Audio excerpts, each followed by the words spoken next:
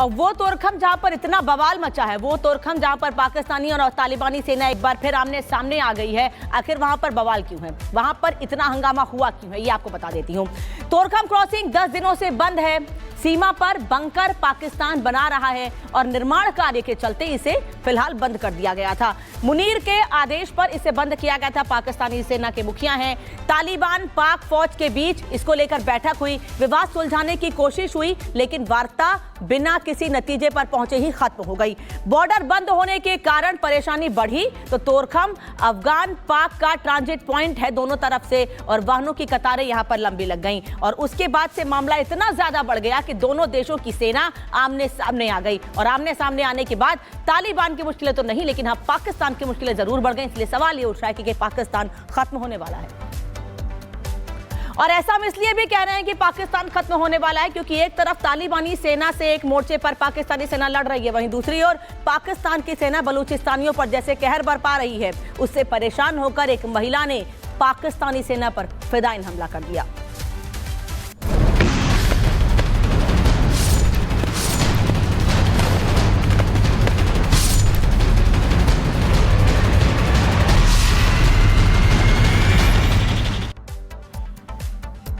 एक तरफ पाकिस्तान तालिबानी सेना का सामना कर रहा है, वहीं दूसरी तरफ पाकिस्तानी सेना के जुल्मों से तंग आकर बलूचिस्तान की महिलाएं भी हथियार उठा रही हैं। अब इन फिदायन महिलाओं ने पाकिस्तान इन महिलाओं से इतना डर गया है कि बलूचिस्तान के इलाके में पाकिस्तानी सेना जाने से भी घबराने लगी है, क्योंकि एक महिला ने पाकिस्तानी सेना को सबक सिखा दिया है।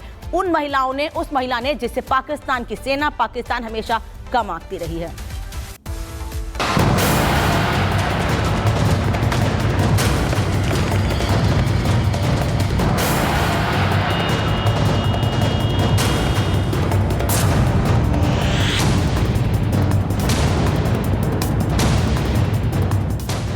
को आतंक से दहलाने वाला आतंकिस्तान इन दिनों आतंक के खौफ में है। दुनिया भर के आत्मघाती फिदायनों को ट्रेनिंग देने वाला टेररिस्तान इन दिनों मारे दहशत के पसीना पोंछ रहा है। दक्षिण पश्चिमी बलूचिस्तान के कलात में पाकिस्तानी फौज के अत्याचार से परेशान एक महिला ने फिदायन हमले में पाक फौजियों को ऐसा निशाना बनाया कि आतंकी आकाओं के होश उड़ गए। बताया जा रहा है कि यह हमला इतना जबरदस्त था कि इस फिदायन हमले में पाकिस्तान के एक फौजी की मौत तो हो ही गई, साथ ही बलोचियों पर कहर ढाने आए कई पाकिस्तानी फौजियों के हाथ पांव के भी परखच्चे उड़ गए, जिन्हें इलाज के लिए पाक फौजियों के अस्पताल में भेजा गया है। मीडिया रिपोर्ट के मुताबिक इस घटना के बाद से ही पाक फौज में दहशत है और डरे पाक फौजी बलूचिस्तान के नाम से ही घबराए हैं। वहीं पाक के सियासी गलियारों में भी इस हमले के बाद से खलबली मची है। पाकिस्तान के गृह मंत्रालय ने इस हमले को लेकर पाक फौजियों को चेताते हुए लिखा है कि बीते रोज कलात जिले के मुगलजई के करीब नेशनल हाईवे पर फिदायन हमला हुआ, जिसमें अर्धसैनिक बल के काफिले को निशाना बनाया गया। इस हमले में पाक फौज का एक जवान शहीद हो गया। इस आत्मघाती हमले में पाक के 4 और फौजी भी घायल हुए हैं, जिनके इलाज की पूरी व्यवस्था की जा रही है। पाक को इस हमले में सबसे बड़ा सदमा ये लगा है कि पाकिस्तान के आतंकी कैंपों में अब तक सिर्फ कम उम्र के नौजवान लड़कों को ही बरगलाकर आत्मघाती हमले के लिए ट्रेनिंग दी जाती थी, लेकिन जिस तरह से बलूचिस्तान में अचानक पाक फौजियों का सामना एक महिला फिदायन से हुआ है, मुनीर के चेले ये समझ नहीं पा रहे हैं कि अचानक पाकिस्तान में महिला फिदायनों की ये नई ब्रिगेड कहां से आ गई। लिहाजा पाकिस्तानी सेना के होश उड़े हुए हैं और आर्मी चीफ मुनीर ने अपने कारिंदों को ये पता करने का फरमान जारी किया है कि इस हमले के पीछे किसका हाथ है। लेकिन मुसीबत यह है कि अब तक इस आतंकी हमले की जिम्मेदारी किसी ने नहीं ली है। आपको बता दें, ईरान और अफगानिस्तान की सीमा से लगा हुआ बलूचिस्तान लंबे समय से हिंसा का सामना कर रहा है। वहां लगातार आजादी की मांग हो रही है और बलूची नागरिक अपने इलाके में चीन के बनाए जा रहे प्रोजेक्ट का जबरदस्त विरोध कर रहे हैं। ऐसे में पाक फौजियों को सबक सिखाने महिला फिदायनों की नई ब्रिगेड ने जान देने और जान लेने की कसम खा ली हो तो बड़ी बात नहीं होगी। Bureau report, Republic Bharat.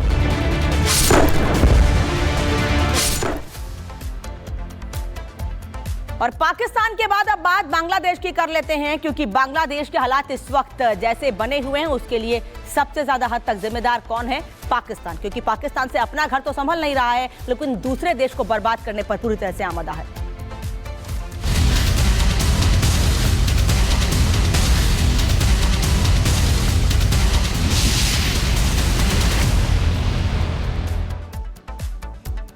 Bangladesh की स्थिति दिन पर दिन खराब होती जा रही है और हालत ऐसी खराब हुई है बांग्लादेश की कि अब बांग्लादेश में अंतरिम सरकार के मुखिया मोहम्मद यूनुस भारत के सामने भीख मांग रहे हैं। भीख मांग रहे हैं दोस्ती की, भीख मांग रहे हैं प्रधानमंत्री नरेंद्र मोदी से एक मुलाकात की, क्योंकि अब समझ में आ गया है यूनुस को कि भारत के बिना बांग्लादेश का बेड़ा गर्क होना तय है और पाकिस्तान तो बांग्लादेश को पूरी तरह से डुबा कर रहेगा।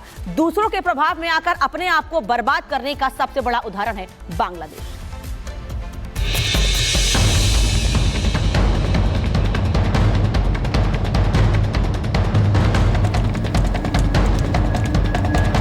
बांग्लादेश घुटने पर आ गया है।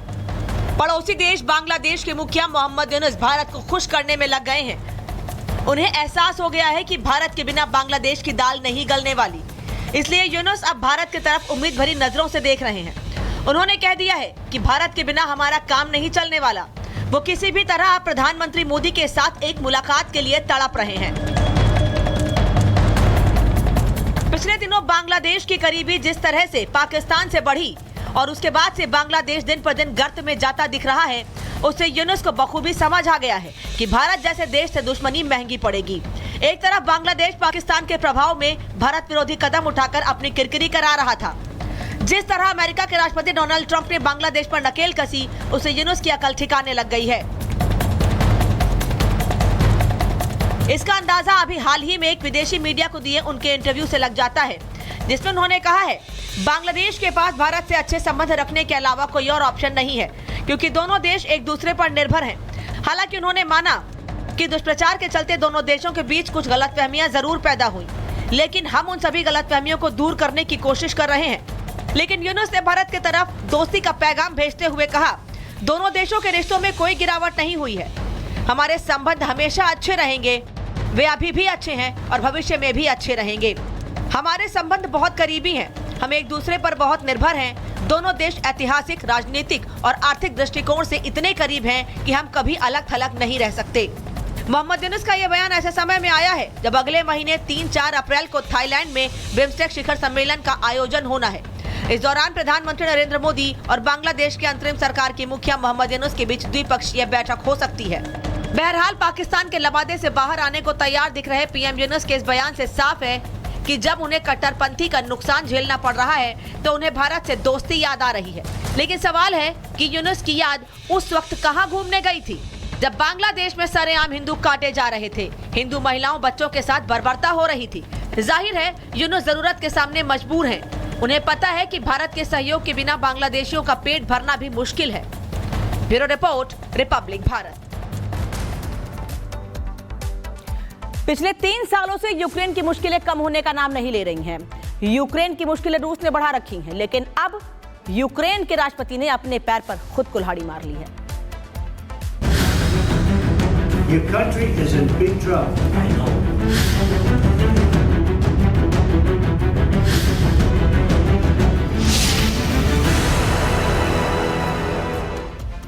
अमेरिका से पंगा लेने का अंजाम क्या होता है, यूक्रेन बखूबी समझ गया होगा, क्योंकि पिछले दिनों जिस तरह से यूक्रेन के राष्ट्रपति व्हाइट हाउस में डोनाल्ड ट्रंप से मुलाकात करने गए और बहस करके बाहर वापस आए और उसके बाद उनको समझ में आ गया कि ट्रंप से पंगा लेना कितना महंगा पड़ रहा है उनको, इसीलिए उनकी तारीफों में कसीदे पड़ते नजर आए। लेकिन ट्रंप पर उनकी तारीफों का कोई फर्क नहीं पड़ रहा है।